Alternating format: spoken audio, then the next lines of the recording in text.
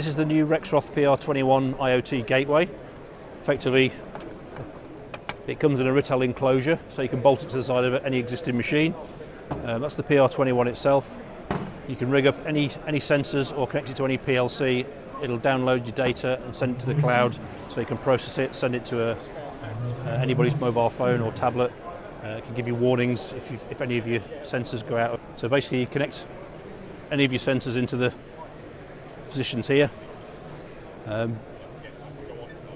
Bolt it to any existing machine. It can be an old machine, it can be a new machine, and it's almost plug and play compatible, but you obviously need to do a bit of wiring just of sensors, but everything else works great.